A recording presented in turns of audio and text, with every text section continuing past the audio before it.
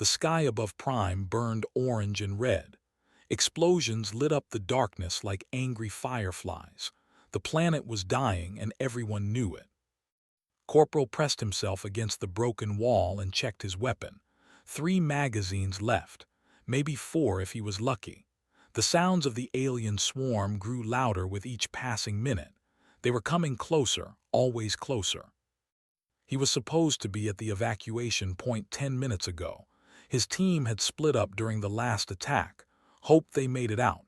He hoped someone made it out. The building shook as another bomb hit somewhere nearby. Dust fell from the ceiling, wiped his face and moved forward through the corridor. The emergency lights flickered red. They made everything look like a nightmare. Then he heard it screaming. Stopped, every instinct told him to run toward the evacuation ships, but the screaming came from the opposite direction. It was not the sound of soldiers dying. It was different, more desperate. He cursed under his breath and ran toward the sound. The command center was a mess. Bodies lay everywhere. Most wore the armor of the Coalition Guard, the elite soldiers who protected important people. Their weapons were still in their hands. They had died fighting. In the center of the room stood a woman. She was tall, taller than any human. Her skin had a slight blue tint that caught the emergency lights. Her uniform was torn but still showed the golden marks of high rank. She held a small pistol in both hands, pointing it at the doorway. Behind her, 3 more guards formed a circle. They looked wounded. They looked scared. "Get back," the woman shouted. Her voice was strong but heard the fear underneath. Through the doorway came the creatures. The swarm did not look like any one thing. They changed. They adapted. These ones looked like insects mixed with nightmares. Black shells, too many legs and mouths that opened in ways mouths should not open. Did not think, he just acted. His weapon came up and he fired. The sound was deafening in the enclosed space. The first creature dropped. Then the second. The third one screamed and charged. Rolled to the side and kept firing. The magazine ran empty. He ejected it, slammed in a new one and kept shooting. More creatures pushed through the doorway. They kept coming. "The grenades," shouted. "Use the grenades." One of the guards threw 2 small silver devices. They exploded with blue light. The creatures at the doorway turned to ash, but could hear more coming, many more. He looked around the room fast. His brain worked through possibilities. They could not stay here. They could not fight through the swarm. They needed another option. "Is there another way out?" asked. The tall woman stared at him. She seemed surprised that a human was giving orders. Then she nodded. "The maintenance tunnels, but they will be flooded with those things." "Better than staying here to die," said. He grabbed a dead guard's weapon and extra magazines. "Move now." The woman hesitated for only a second. Then she made her decision. "Follow him," she ordered her remaining guards. They ran through the shaking building, took the lead. He had studied the layouts of coalition command centers during training. All of them followed similar designs. He hoped this one did too. The maintenance tunnel entrance was hidden behind a false wall, kicked it open. The tunnel beyond was dark and narrow, perfect. "Stay close," he said. "Watch your fire, these walls are thin." They moved through the darkness. Light showed the way. Behind them the sounds of the swarm grew louder. The creatures were following. His mind raced. The swarm was not stupid.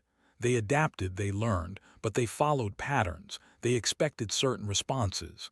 The coalition always fought the same way, organized, by the book, predictable. Was not going to be predictable. He stopped at a junction where 3 tunnels met.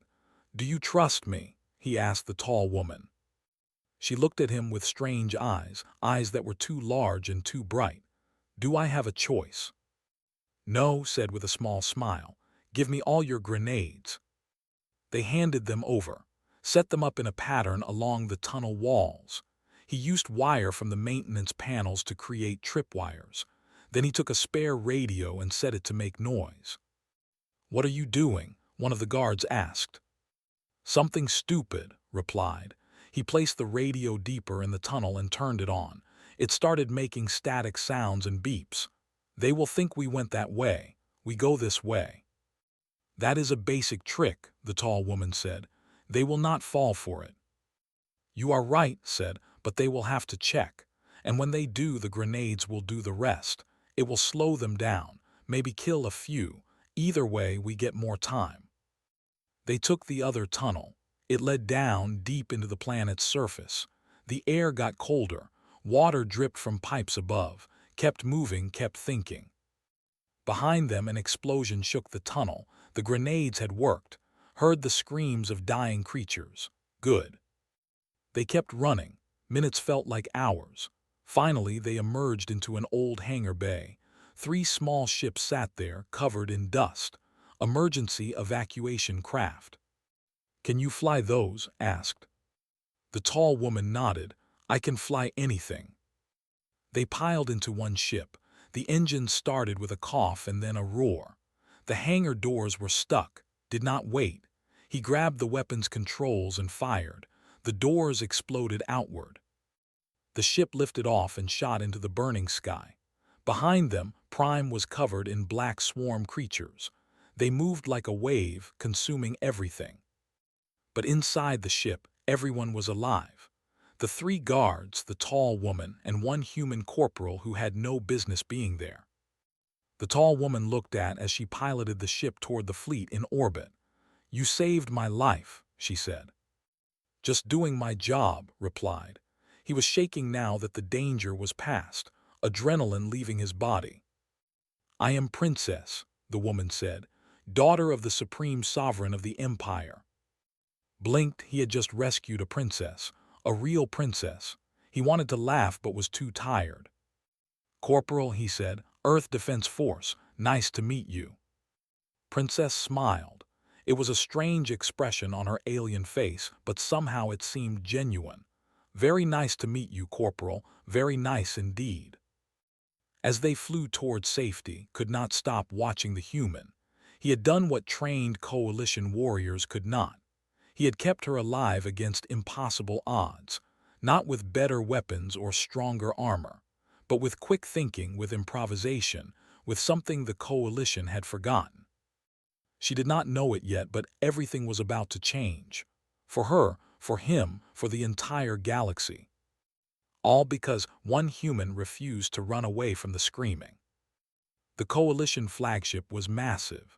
It hung in space like a small moon, covered in lights and weapons. Felt very small as the shuttle carried him toward it. 3 days had passed since Prime. 3 days of reports, debriefings, and medical checks. Just wanted to get back to his unit. Instead, he was being summoned to the flagship. Nobody told him why. The shuttle docked and a guard escorted him through pristine corridors. Everything was white and chrome. Very different from the military transports was used to. This was where important people lived and worked. They stopped at a large door. It opened automatically. Inside was an office that looked more like a museum. Ancient artifacts lined the walls. A massive window showed the stars beyond. Princess stood by that window. She wore a formal uniform now, clean and perfect. Nothing like the torn and bloodied clothes from Prime. She looked every bit like royalty. Corporal, she said without turning around, thank you for coming. Did I have a choice? Asked. Then he realized who he was talking to. Sorry, I mean, thank you for inviting me, Your Highness. Turned and smiled. You had a choice. You always have a choice. That is something I am learning about humans. She gestured to a chair, sat. He felt uncomfortable in the fancy office. I have been reading about Earth, said. She pulled up a holographic display. Images of Earth appeared, spinning slowly. Your planet has survived 5 major extinction events. Your species evolved from creatures that should have died out many times, but you did not. We got lucky, said. No, replied firmly. Not luck. I have reviewed your military history, the Battle of Thermopylae, the Siege of Stalingrad, the defense of Earth Station 1. Humans do not win because you are stronger or smarter. You win because you refuse to lose. Did not know what to say to that. Continued. The coalition has been fighting the swarm for 3 years. We have lost 12 major fleets. 78 planets have fallen. Our best strategists cannot find a solution. Do you know why? The swarm adapts too fast, offered. Partially, said, but the real reason is that we are predictable. We follow doctrine. We have optimized our tactics over thousands of years. We do what worked before. The swarm learns our patterns and counters them. She leaned forward. But you, Corporal, you did not follow any pattern. You used primitive traps, misdirection, and improvisation. Things we stopped using centuries ago because they were inefficient. They worked, though, said quietly. Exactly, said. They worked because the swarm did not expect them. I have convinced the Coalition Council to let me test a theory. I want to study human tactics. I want to understand how your species thinks. Okay, said slowly. What do you need from me? I need you to stay with me, said. As my military liaison, my personal security advisor, you will teach me about human warfare, about human thinking. Stared, I am just a corporal. There are generals who know more than me. Generals think like commanders, said.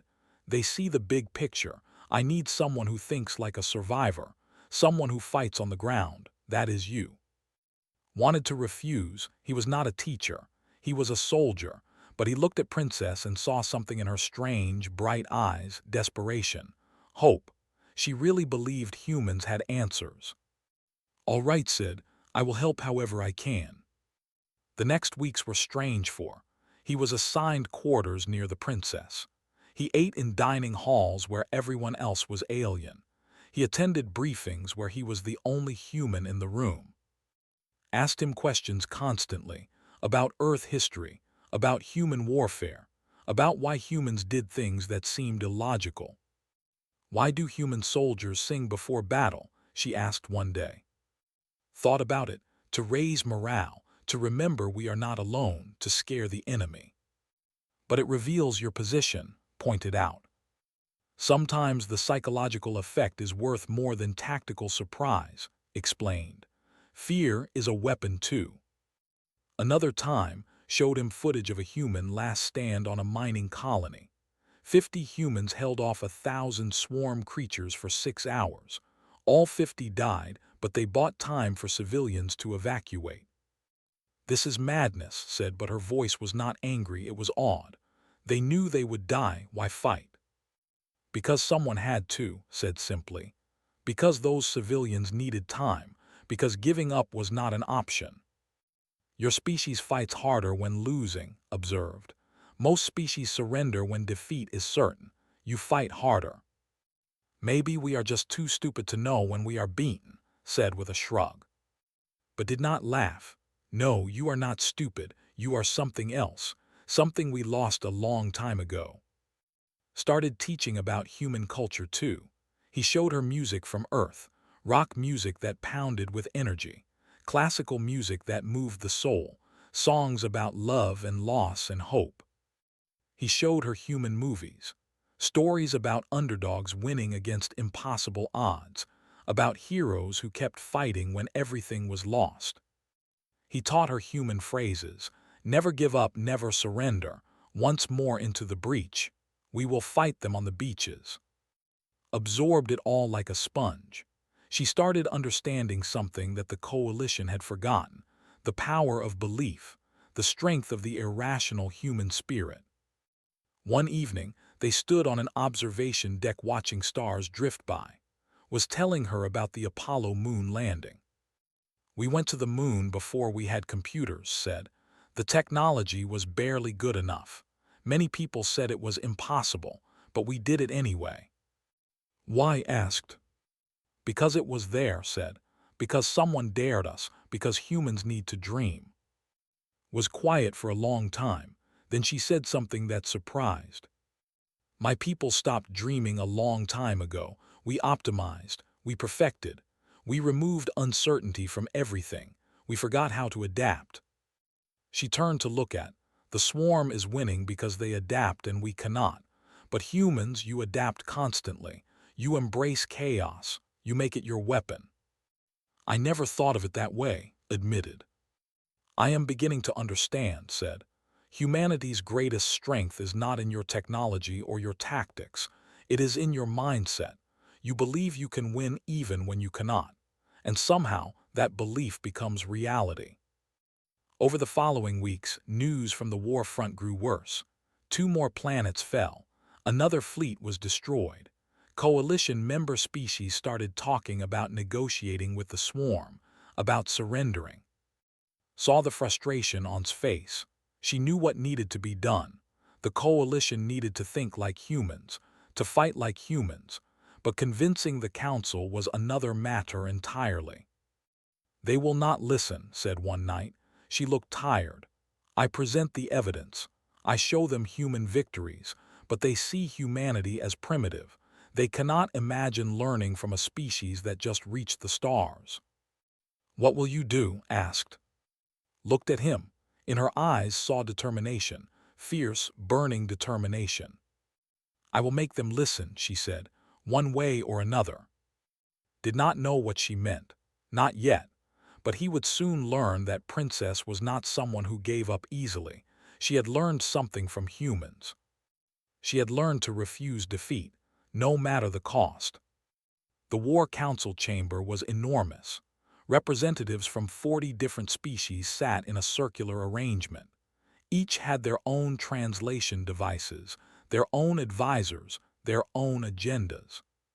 Stood in the back trying to be invisible. Princess had insisted he attend this meeting. He did not understand why. This was politics, not warfare. The Supreme Commander, a massive creature with 4 arms and armored skin, addressed the council. His voice boomed through the chamber. The swarm has taken the Helix sector.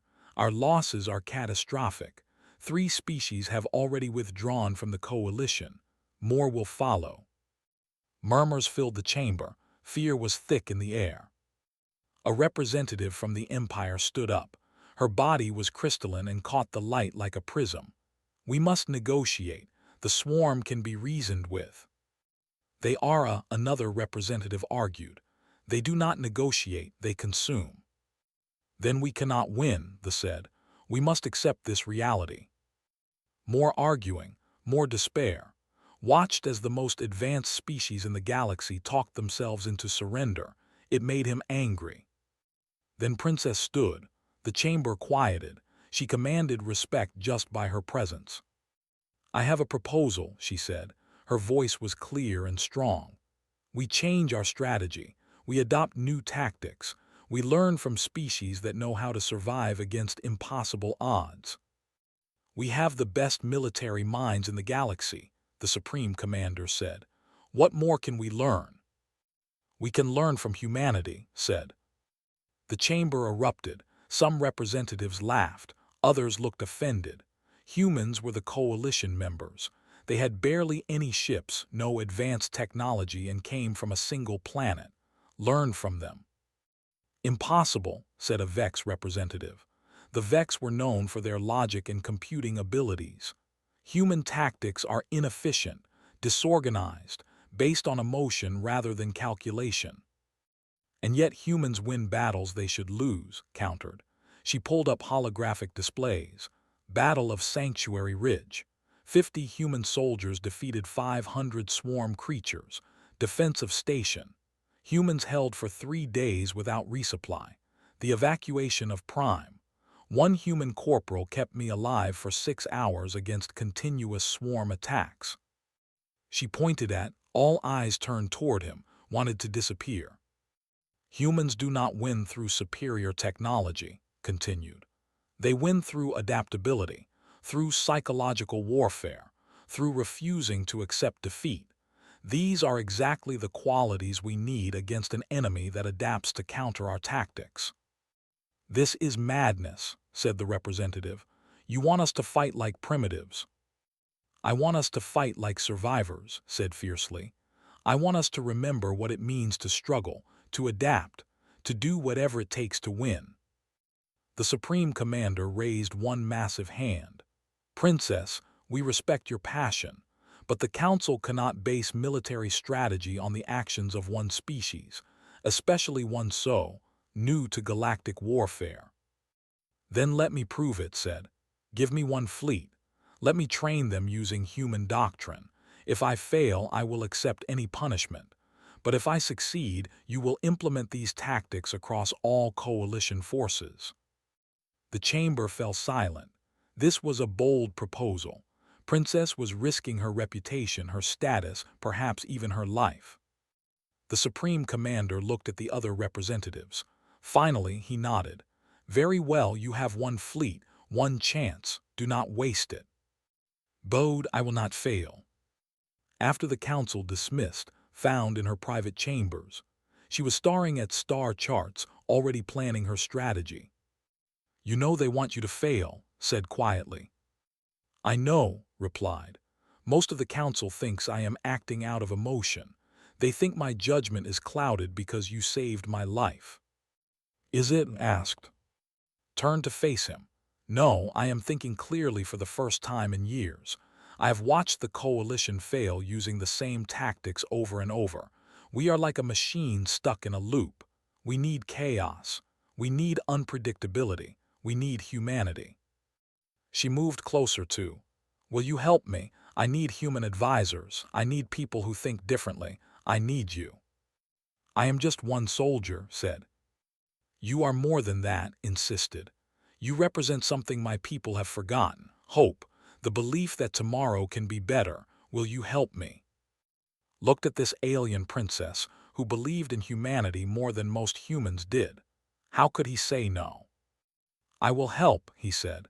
But you need more than just me. You need other humans, people who understand different types of warfare. Then help me find them, said. Over the next weeks, they assembled a team.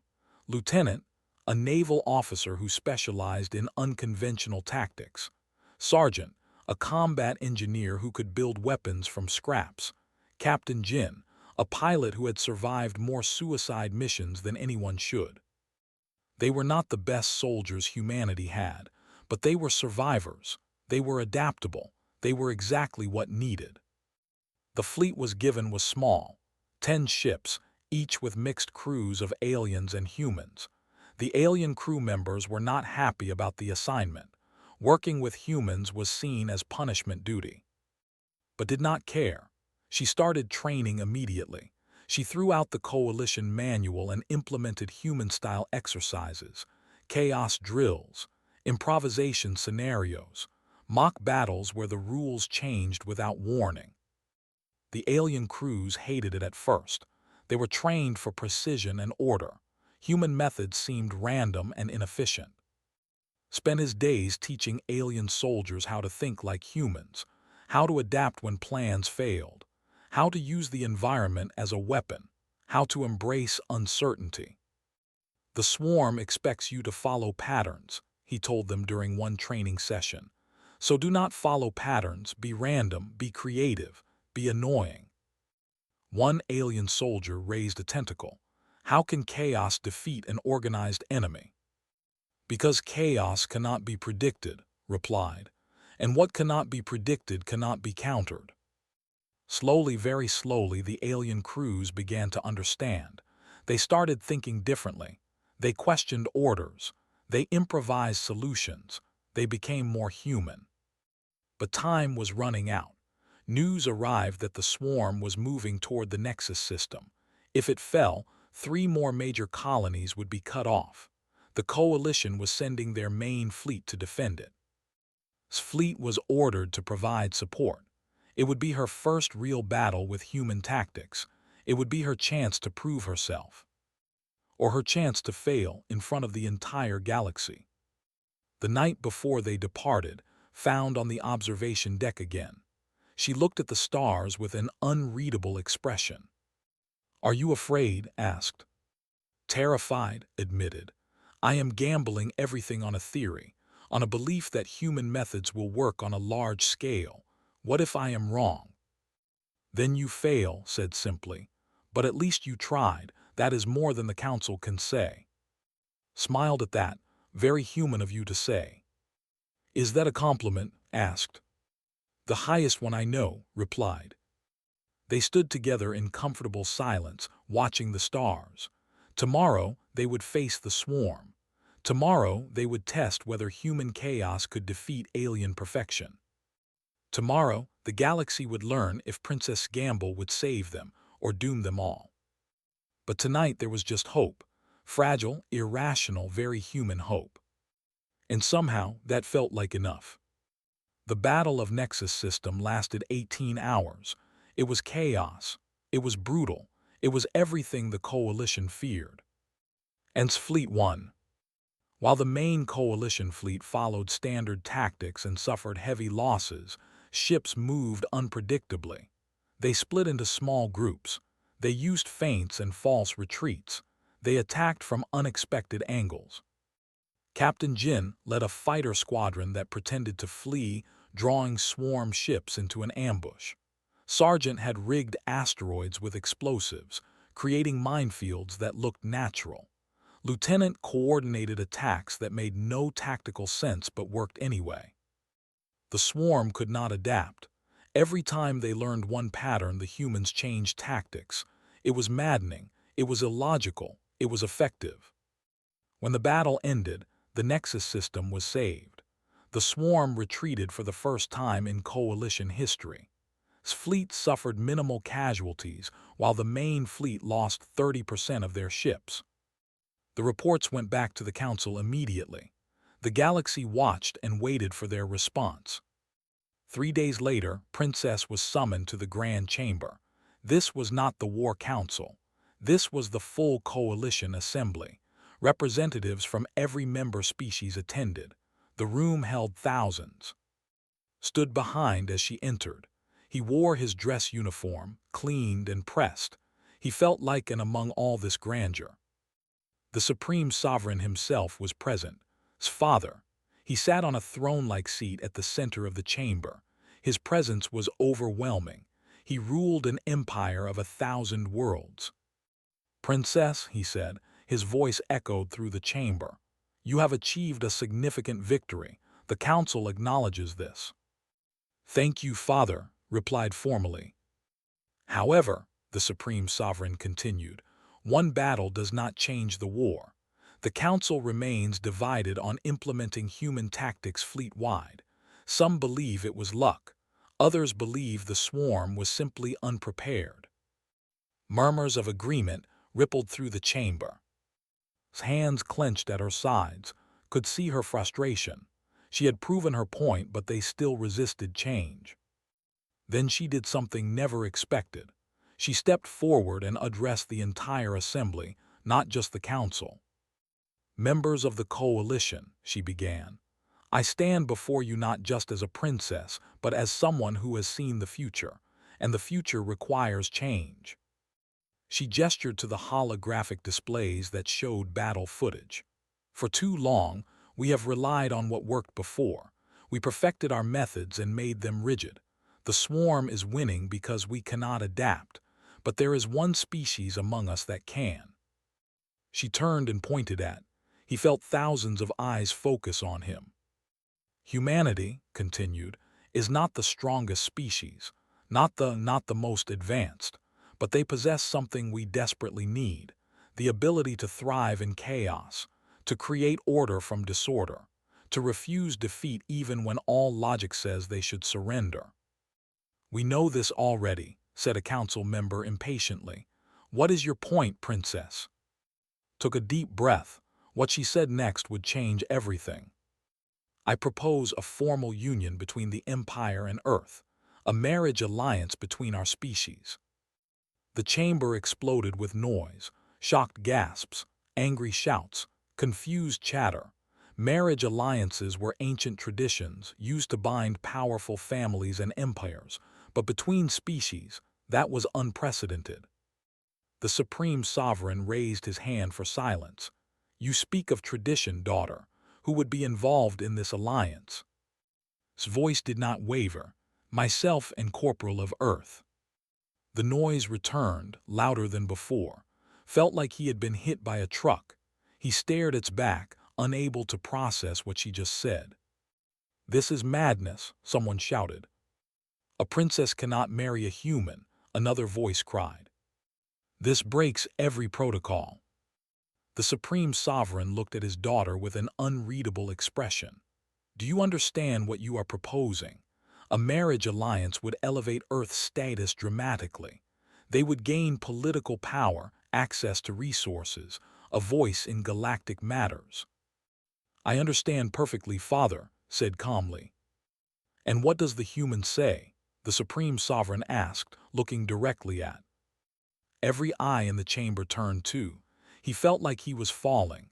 This was insane. He was a corporal, a soldier, not a diplomat or a prince or whatever this situation required. But turned to face him too, and in her eyes he saw something beyond politics. He saw belief. She believed in humanity. She believed in what they could achieve together. "Corporal," said formally, "I have watched you teach my people how to survive. You have shown us that strength comes not from perfection but from adaptability.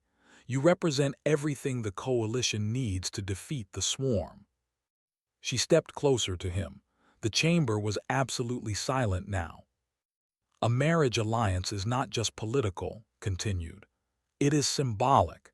It tells the galaxy that we choose to embrace change, that we will learn from those different from us, that we refuse to accept defeat."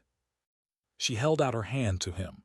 "Of Earth, will you marry me? Will you help me save the galaxy?" His mind raced. This was politics far beyond his understanding, but he looked at and saw past the princess. He saw someone who genuinely cared about stopping the swarm, someone who believed humans had value when the rest of the galaxy dismissed them. He thought about Earth, about what this would mean for his home planet. Suddenly humanity would matter in galactic politics. They would have a voice, a chance to shape the future. He thought about the war, about all the people dying because the coalition was too stubborn to change, about the chance to actually make a difference. "I need to know something first," said quietly. The chamber was so silent his voice carried to everyone. "Is this just politics to you, just strategy?" Smiled. It was a genuine smile, not the diplomatic mask she wore for the council. "Partly," she admitted. "But also, I have never met anyone like you, human or alien. You make me believe in possibilities I had forgotten." She squeezed his hand. "So yes, this is strategy, but it is also real as I can make it." Looked at her strange, beautiful, alien face. He thought about all the movies he had shown her, all the music, all the conversations about hope and dreams and refusing to give up. He smiled. "Then yes, I will marry you." The chamber erupted again, but this time ignored them. She pulled close and embraced him. It was awkward, their bodies were different shapes, but it worked.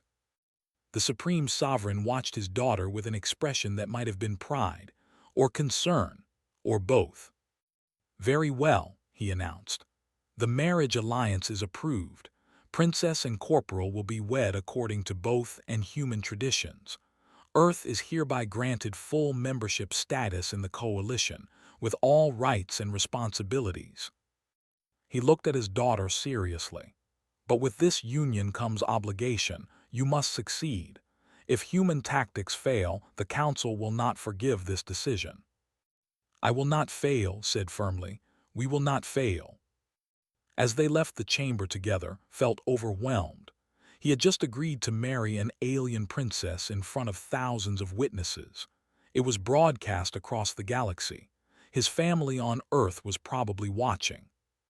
"Did we just actually do that?" he asked. "Yes," said she, squeezed his hand. "Yes, we did." "What happens now?" "Now," said with determination, "we show the galaxy that humans and aliens together are stronger than apart. We win this war, and we prove that change is not something to fear." She looked at with those bright, strange eyes. "Are you ready?" Thought about it for exactly 1 second. Then he laughed. "No," he said honestly, "but I will do it anyway. That is the human way, right?" Laughed too. It was a wonderful sound. Yes, she agreed. That is exactly the human way. The wedding happened quickly. Too quickly for some, but the war did not wait for ceremonies. They held two services, one following traditions with light and crystals and ancient words, one following human traditions with rings and vows and promises. Both were beautiful in their own way. Stood in formal attire that was a mix of his military uniform and royal garments. Wore white, a human tradition she had adopted. When they exchanged vows, the galaxy watched. Every news channel across 1,000 worlds showed the ceremony. Some species celebrated this union, others protested, but everyone paid attention. Earth went crazy. Its family became instant celebrities. Humanity was no longer the member of the coalition. They were now connected to the powerful empire through marriage. But there was no time for honeymoons. The swarm was advancing on multiple fronts. More colonies fell every day. The coalition was losing and losing badly. The Supreme Sovereign kept his word. He gave command of a full battle fleet, 20 ships, then 50, then 100. Human advisors were assigned to every vessel. Alien crews were trained in human tactics. But other fleet commanders refused to change. They saw human methods as beneath them. They continued fighting the same way they always had, and they continued losing. Worked day and night, training crews, developing new strategies, thinking of creative solutions. He was no longer just a corporal. He was now prince, military advisor to princess, and the most famous human in the galaxy. It was exhausting. "I miss being a simple soldier," he told one evening. They were in their shared quarters reviewing battle plans. Marriage had not slowed down their work. If anything, it made them more focused. "You were never simple," replied. She smiled at him. "You just did not know it yet." Over the following months, something changed in the coalition. Slowly, reluctantly, other commanders started adopting human tactics. Not because they wanted to, but because his fleet kept winning. The Battle of Three Suns, the defense of Coral Station, the ambush at Dark Nebula, one victory after another, each time using unpredictable human strategies that the swarm could not counter. Other species started requesting human advisors. Earth sent more soldiers, more trainers, more experts in unconventional warfare. Humanity went from being dismissed to being essential. But the swarm adapted too. They started showing new behaviors, more cunning, more strategic. The war was far from over. Then coalition intelligence discovered something terrifying. The swarm was gathering for a massive assault on Prime, the capital of its empire. If it fell, the coalition would collapse. Every available ship was recalled to defend the 2,000 coalition vessels gathered around Prime. The swarm brought 5,000. In the command center, studied the tactical display. The numbers were bad, very bad. "We cannot win this with conventional tactics," she said. "Then we do not use conventional tactics," replied. He had been thinking about this for weeks. "We use the biggest, most chaotic, most insane plan possible." He outlined his idea. It was reckless. It was dangerous. It required perfect timing and incredible luck. Many ships would be sacrificed. Many lives would be lost. It was very human. Listened carefully, then she smiled. "The council will think we are insane." "Probably," agreed, "but it might work." "Might is not very reassuring," said. "It is all we have," replied. Looked at the tactical display again, then at her husband, this strange human who had changed everything. "Let us be insane together," she decided. They presented the plan to the Supreme Sovereign and the military command. As expected, most commanders rejected it immediately. It broke every rule. It ignored established doctrine. It was madness. But the Supreme Sovereign looked at his daughter and the human she had married. He saw their determination. He saw their hope. "Do it," he ordered. "If we are to die, let us die doing something bold." When the swarm arrived, They expected the coalition to form standard defensive formations.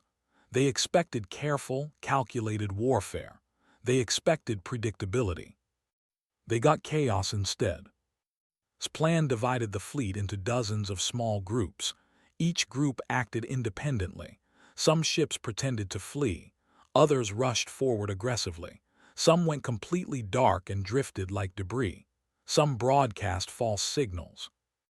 From the swarm's perspective, it looked like the coalition fleet was falling apart, like they were panicking, so they attacked confidently. That was exactly what wanted. The scattered coalition ships began converging on specific swarm formations, not the ones that looked important, the ones that actually were important. Human intelligence had learned to identify swarm command nodes, the creatures that coordinated their attacks.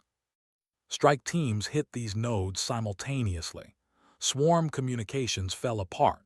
Their perfect coordination shattered into confusion. Then the real assault began. Every coalition ship attacked at once, but not in organized waves.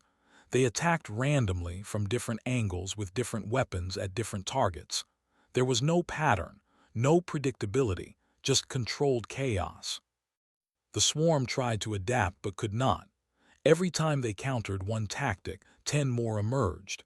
It was like fighting smoke.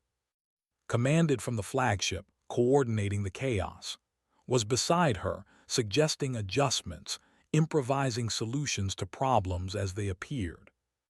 At one point, a swarm formation broke through the defenses and headed straight for Prime. Captain Jin led a volunteer squadron to intercept. They could not possibly win against those numbers. But they did not need to win. They needed to buy time. They needed to be annoying enough that the swarm focused on them instead of the planet. Jin's squadron flew in erratic patterns, firing randomly, ramming when necessary, singing human war songs over open channels. It should not have worked, but it did. The swarm vessels turned to eliminate this irritating threat. That gave the defense platforms time to charge their weapons. The swarm formation was destroyed, but Jin's squadron was gone too. Closed his eyes when he heard. Jin had been a good friend, but there was no time to mourn. The battle continued. Hours passed.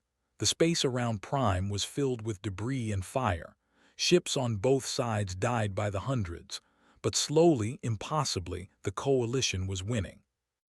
The swarm had never faced an enemy that refused to follow patterns. That created order from chaos. That fought harder when losing. They did not know how to counter humanity's irrationality. When the last swarm vessel retreated, the galaxy held its breath, then erupted in celebration. Prime was saved. The coalition had won its first major victory against the swarm. In the command center, collapsed into her chair, she was exhausted, but she was smiling. "We did it," she said in wonder. "It actually worked." "Of course it worked," said. He was exhausted too. "We are humans, we make the impossible happen." Laughed, she pulled close and kissed him. Around them the command crew cheered. The war was not over. The swarm still controlled many systems. There would be more battles, more casualties, more struggles, but something fundamental had changed. The coalition learned that survival required adaptability. That strength came from diversity, that the voice sometimes had the most important message. Humanity was no longer dismissed as primitive. They were respected, feared, even. Other species wanted to learn from them. Human culture spread across the galaxy. 5 years later, and stood on a balcony overlooking Prime. Their children played nearby. 2 beautiful beings who were both human, and they represented a new generation. "Do you regret it?" asked. "Agreeing to marry me? Your life would be simpler if you had said no." Laughed. "Simpler, yes, but also boring, and humans do not do boring." He pulled her close. "Besides, I love you. That was never strategy. That was always real." Smiled and kissed him. "I love you too, my impossible, irrational, wonderful human." Below them, the city buzzed with activity. Humans and aliens worked together, building a future neither could create alone. The swarm was being pushed back, sector by sector. New alliances formed. New possibilities emerged. All because one princess dared to believe that humanity had value. All because one corporal refused to run from danger. All because two people from different worlds chose hope over fear. The galaxy was changing, and at the center of that change was something simple and profound. A marriage, a partnership, a promise that differences make us stronger, not weaker. Looked at the stars above. Somewhere out there the swarm still threatened, but he was not afraid. The coalition had learned humanity's greatest lesson. Never give up, never surrender, always believe that tomorrow can be better. That belief, more than any weapon, would save the galaxy. And it all started with a simple question, asked by an alien princess to a human warrior. "Will you marry me?" The answer changed everything.